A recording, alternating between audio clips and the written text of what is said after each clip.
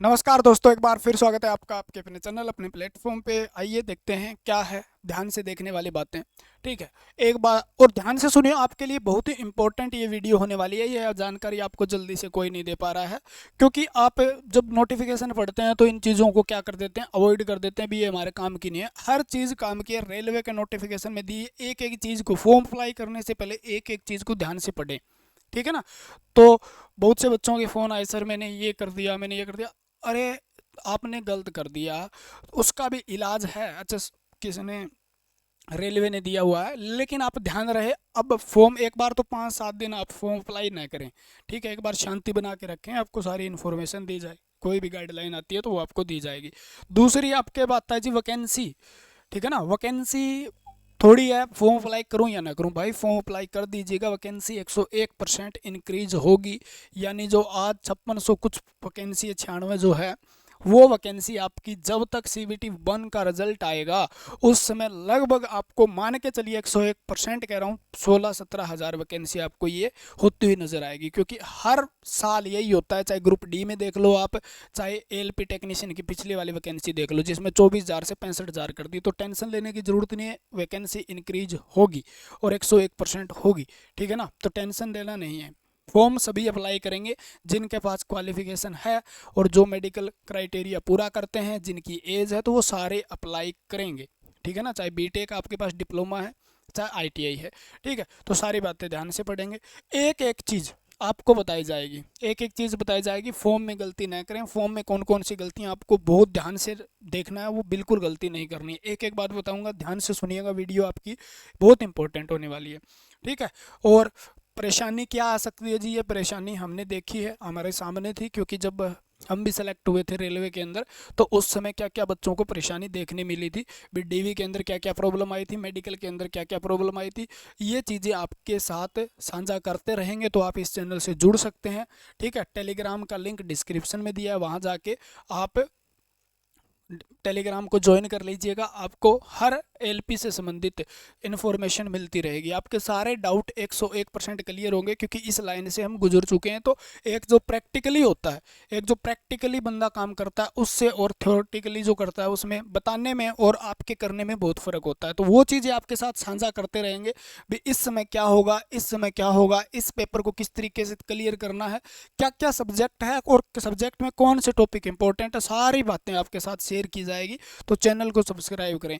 अगर वीडियो से रिलेटेड उसके बाद भी आपके कुछ डाउट रहते हैं तो कमेंट बॉक्स के अंदर आप डाल दीजिएगा। वीडियो को लाइक करिए, कमेंट इसके ऊपर ज़रूर करिएगा भी कैसी वीडियो लगी, या आपका कोई भी डाउट है तो कमेंट सेक्शन में डाल दीजिए, वो भी आपका क्लियर है कर देंगे। टेंशन नहीं लेने का है। ठीक है ना, तो रेलवे में अब की बार आपको सिलेक्शन लेना है तो ध्यान से, पछताना नहीं है।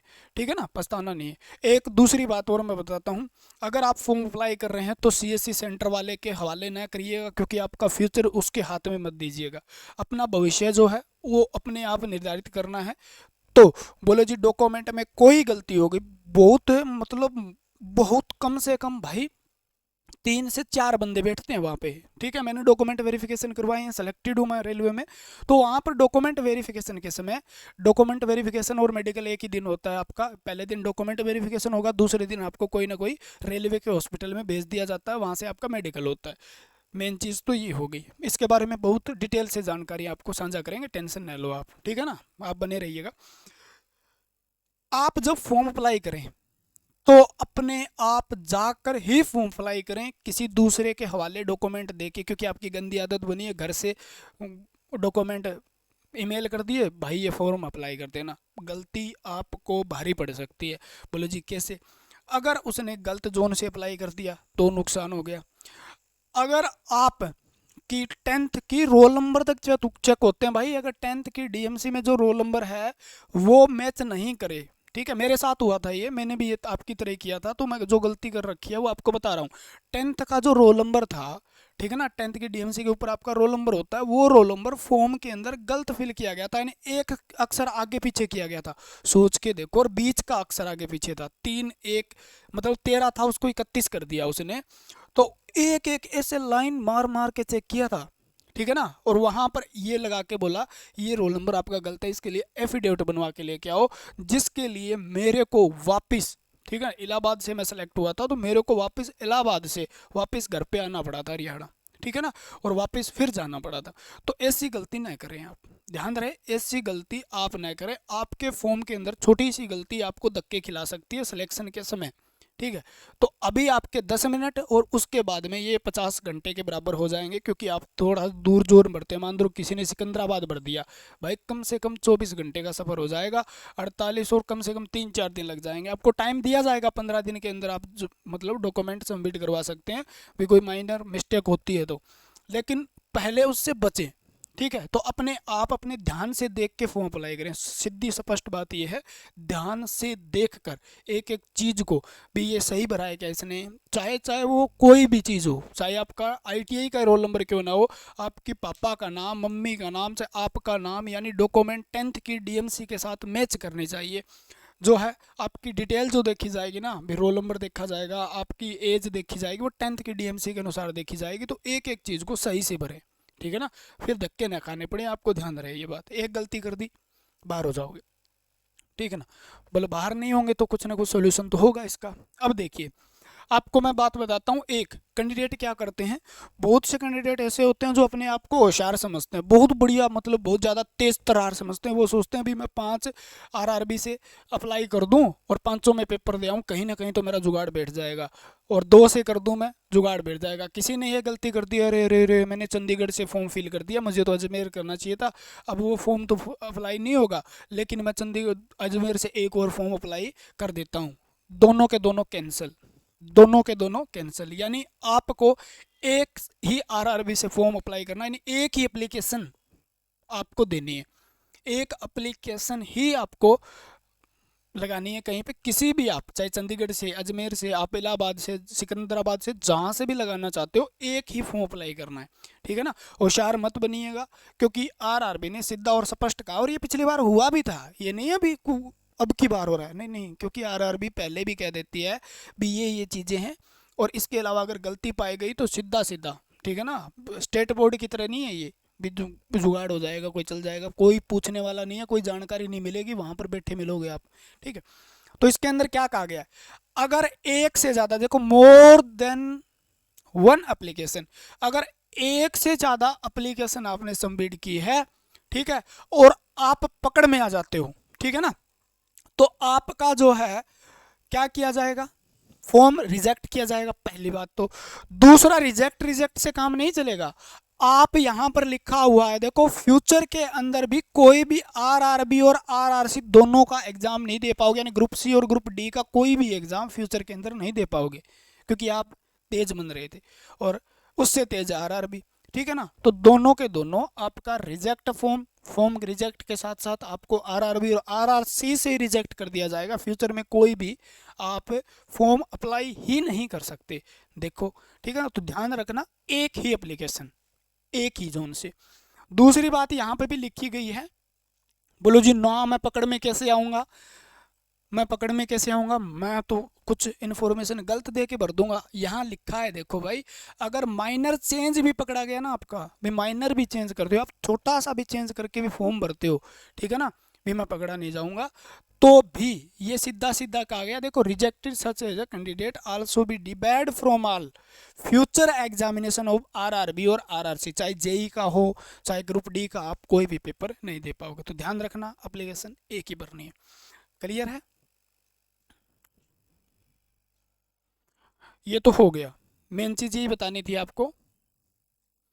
यानी जो कैंडिडेट स्टेट गवर्नमेंट, सीधा लिखा है, एक एक चीज़ साफ लिखती है भाई, बहुत प्यारा नोटिफिकेशन डालती है ये, ठीक है ना, कंफ्यूज करती नहीं, जो पढ़ के फॉर्म भरता है उसको कंफ्यूज होना बनता ही नहीं है ना।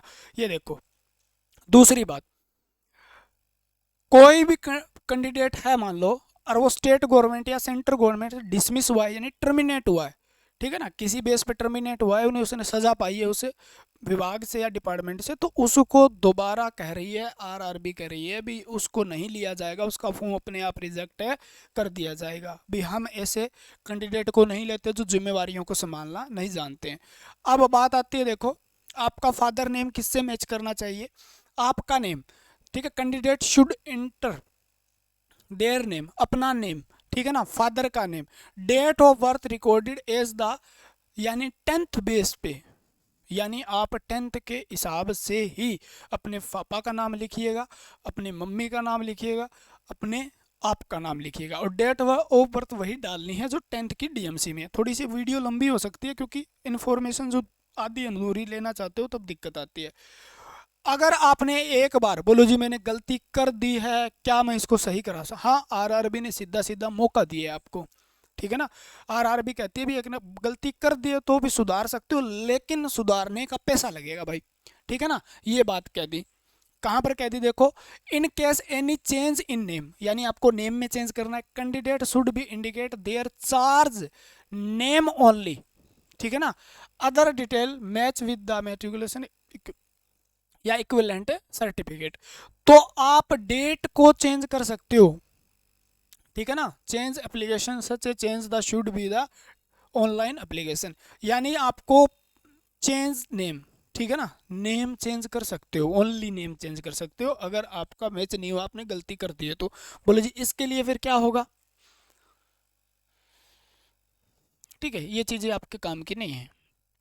ये देखो यहाँ पर दिया हुआ है एक चीज़ और, सबसे इंपॉर्टेंट चीज़ है यहाँ पे, ठीक है, वो बाद में बताऊंगा, आगे लिखा होगा।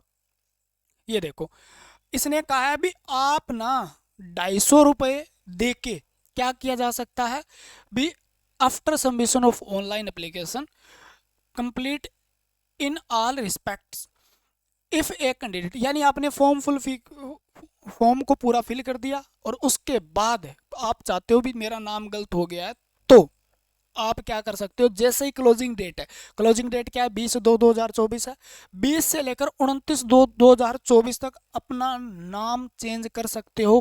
किसके साथ है? 250 रुपये फीस के साथ, ठीक है। और detail field in create an account including email ID और मोबाइल नंबर भी, ठीक है ना। ये बात बहुत इंपॉर्टेंट है आपके लिए। ये बात क्यों बोलो जी, नेम गलत हो गया जी, अब किसी ने फॉर्म अप्लाई कर दिया या बाद में वीडियो देख रहा है कोई भी 10 दिन बाद में भी देखेगा, कोई 15 दिन बाद में भी देखेगा, तो 20 तारीख के बाद 29 तारीख तक आपको मौका दिया जाएगा। 250 रुपये लगा के आप उसमें कुछ जो चीज़ें हैं वो चेंज कर सकते हो, ठीक है ना। वो एप्लीकेशन आराम से पढ़ लेना आप पूरी की पूरी। दूसरी बात, एक बात बहुत इंपॉर्टेंट आपके लिए मैं बता रहा हूँ, आप अपना मोबाइल नंबर और ईमेल आईडी अपने ही भरें। मोबाइल नंबर, ईमेल आईडी और अकाउंट नंबर अपना ही भरे, क्योंकि अगर बाय द वे ऐसा हो ना, मान लो बाय द वे होगा तो होगा, क्योंकि कैंडिडेट तो बहुत आएंगे, लाखों में कैंडिडेट भरेंगे, सिलेक्शन कितने का होना है, 14-15 हज़ार का होना है, तो आपकी फ़ी अगर आपने पहला CBT 1 दे दिया, CBT 1 देने के बाद अगर आपको फाइनल आप सिलेक्शन नहीं होता है आपका, तो आपकी फ़ी जो है रिफंडेबल है, यानी आपके अकाउंट में वापस आपकी फ़ीस आ जाएगी। अगर आपने आपका अकाउंट दिया, CSC सेंटर वाला क्या करता है, अपना अकाउंट दे देता है, उसके अकाउंट में पैसे चले जाते हैं, अगर रिफ़ंड होता है तो फिर कहते हैं मेरा तो रिफ़ंड आया ही नहीं। तो अपनी अकाउंट डिटेल वहाँ पर जाके भरवाइएगा जहाँ पर लिखा होगा, एप्लीकेशन डालोगे तो। दूसरी बात, अपना मोबाइल नंबर, अपने ईमेल आईडी और वो ईमेल आईडी और वो फ़ोन नंबर जो फ्यूचर में 3-4 साल कम से कम आपका चलना ही चलना है, या वो मोबाइल नंबर डालें जो आप फ्यूचर में परमानेंट रखना चाहते हैं, और वो ईमेल आईडी डालें जो फ्यूचर के अंदर आप परमानेंट रखना चाहते हैं, क्योंकि जब जब लॉगिन करोगे, जब जब OTP आएगा और फिर आप CSC सेंटर वालों के पास घूमते फिरोगे। यानी आपको ईमेल आईडी, और ध्यान रखें फिर कह रहा हूँ, ईमेल आईडी फ़ोन नंबर वही डालना है जो आपका फ्यूचर के अंदर एक्टिव रहने वाला है, ठीक है ना। ये नहीं भी आज डाल दिया कौन पूछता है, क्योंकि जब जब लॉगिन करोगे, जब जब OTP आएगा, और OTP आएगा वो आपकी ईमेल आईडी और किस पे आएगा, ईमेल आईडी और आपके, और ज्वाइनिंग लेटर भी ईमेल आईडी पे आ जाता है, ठीक है ना। कई बार तो सीधा भेज देते हैं, नहीं तो वो कह देते हैं, कई बार ऐसा चांस हो जाता है, जैसे मेरा ज्वाइनिंग लेटर ऑफलाइन आया था, घर पे आया था मान लो, ठीक है, कॉल लेटर जो आया था, जो मतलब फाइनल सिलेक्शन के बाद, ज्वाइनिंग के बाद, उससे पहले जितनी भी इन्फॉर्मेशन मिलेगी ना आपको, फाइनली ज्वाइनिंग लेटर से पहले इन्फॉर्मेशन आपको ईमेल आईडी और आपके फ़ोन नंबर पे मैसेज आएंगे भी आप लॉगिन कर लीजिएगा। ईमेल आईडी पे मैसेज आएगा तो वही डालें जो आपकी एक्टिवेट है, और एक्टिवेट रहेगी फ्यूचर के अंदर, तो दोनों चीज़ें ध्यान रख लें, नहीं तो पछताओगे बाद में, क्योंकि ये 2-3 साल का प्रोसेस है, 2-2.5 साल लग जाते हैं इसके अंदर पूरी भर्ती होने के अंदर, ठीक है ना। क्योंकि 4-5 महीने बाद ये पेपर होगा, उसके बाद 3-4 महीने आगे रिजल्ट आने के बाद में आपका सेकेंड पेपर होगा, उसके बाद CBAT होगा, उसके बाद DV होगा, DV के साथ मेडिकल हो जाएगा, उसके बाद आपका फाइनल होगा, ठीक है ना। तो ध्यान रहे, ये देखो लिखा हुआ है, देख लो, डिटेल फिर create an account form including email ID and the mobile number and choose an RRB can note, यानी ना तो आरआरबी आप चेंज करते हो आपने, मतलब पिछली बार क्या दिया था, ऑप्शन दे दिया था सीबीटी 2 का पेपर आप किस आरआरबी से देना चाहते हो, तो हो सकता है ये दे दे, लेकिन एक बार आपने अभी कर दिया तो वो रेलवे पे डिपेंड है, अभी रेलवे पे डिपेंड है, वो चेंज करने का ऑप्शन देना है। जैसे मैंने पिछली बार चंडीगढ़ से अप्लाई किया था, लेकिन बाद में सीबीटी 2 जब हुआ तो मैंने इलाहाबाद चेंज कर दिया था, मैंने क्या अपना इलाहाबाद भर दिया था, ठीक है ना, तो फिर मैं इलाहाबाद में चला गया था, यानी सीबीटी 1 मैंने चंडीगढ़ से दिया और उसके बाद मैंने इलाहाबाद से दिया, तो इस प्रकार से क्या हुआ, इस प्रकार से ये प्रोसेस चलेगी।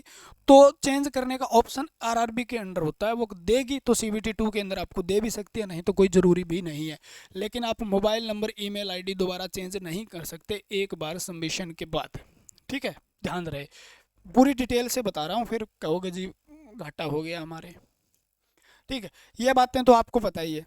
सीबीटी 2 के लिए फर्स्ट जो होता है वो क्वालिफाई नेचर होता है, क्वालिफाई का मतलब नहीं है सब 40-35% लेके आएंगे सभी को बुला लिया, नहीं नहीं नहीं, लेकिन ये कंडीशन है मिनिमम, इससे कम नहीं बुलाए जाएंगे, इससे ऊपर ऊपर के 15 गुना बुलाए जाएंगे, यानी किसी भी जोन के अंदर 100 पोस्ट है, मान लो 100 पोस्ट है किसी आरआरबी के अंदर, तो जैसे चंडीगढ़ में मान लो 100 पोस्ट है, मैं मेरे पास से कह रहा हूँ, यहाँ नहीं कि मैंने आगे तो वो सारी याद नहीं रहती किसी के भी, 100 पोस्ट है मान लो, तो कितने बुलाए जाएंगे, यानी जर्नल की 100 पोस्ट है तो जर्नल के 1500 कैंडिडेट बुलाए जाएंगे ऊपर ऊपर के, ये नहीं है भी सारे के सारे बुला लिए जाएंगे क्वालिफाई वाले, नहीं नहीं नहीं, 1500 यानी 15 गुना कैंडिडेट बुलाए जाएंगे, और 15 गुना में ये नहीं है भी एक नंबर पे अगर 4 कैंडिडेट तो चारों को बुलाया जाएगा, ऐसा भी नहीं होता है, चारों में से जो जिसकी एज ज़्यादा होगी वो उसमें आपको सारा कुछ पढ़ने को मिलेगा, उसको ही बुलाया जाएगा, यानी 100 पोस्ट के लिए 1500, 1000 पोस्ट है तो 15,000, तो 15 गुना कैंडिडेट सीबीटी 2 के लिए आपका ए और बी पार्ट के लिए बुलाए जाएंगे, सारी डिटेल बढ़िया से देंगे आपको, टेंशन नहीं लो। तो बाकी सारी चीज़ें हैं, 1 नंबर का होगा, 75 नंबर का सीबीटी 1 होगा, जिसमें 1 नंबर का एक क्वेश्चन होगा, 1/3 नेगेटिव मार्किंग होगी, सारी डिटेल पढ़ते जा रहे हो आप इसके अंदर, ठीक है। ये देखो, short listed candidate CBT will be inform to the official RRB website as well as SMS और ईमेल, अगर आपने ऐसा ईमेल गलत भरी है और आपने क्या भरी है, दूसरा आपने फ़ोन नंबर गलत भर दिया, तो आपको एसएमएस प्राप्त होगा क्या, नहीं जी, ईमेल प्राप्त होगी क्या, भी आप सीबीटी 2 के लिए शॉर्ट लिस्टेड हो गए हो, तो ध्यान से, बहुत इंपॉर्टेंट थी, बार बार मतलब ये हो रहा था, तो CBAT computer based aptitude test, ये तो सारी बातें हो जाएगी, ये सारी बातें क्लियर है, ठीक है। मेडिकल सूटेबल जो कैंडिडेट है, ठीक है, वही अप्लाई करें, जिसकी उम्र है वही अप्लाई करें, बाद में इस पर कोई भी आपका मतलब कंसेशन नहीं दी जाएगी, भी बाद में दे दे, भी बाद में ये कर दिया, बाद में अगर वो कहते हैं अभी हमें कंसेशन दे सकते हैं, ठीक है, तो फॉर्म दोबारा अप्लाई किए करवाए जा सकते हैं, आरआरबी के द्वारा भी हमने 3 साल की छूट दे दी, 5 साल की छूट दे दी, बोलो जी हमें आसार है 3 साल की छूट मिलेगी, मैं 33 का हूँ जर्नल का और मैंने फॉर्म भर दिया, क्या, तो वो आरआरबी पे है, वो अगर छूट देती है तो आपको दोबारा मौका भी देगी, उसकी टेंशन न ले आप, अगर आप एलिजिबल है तो ही भरें,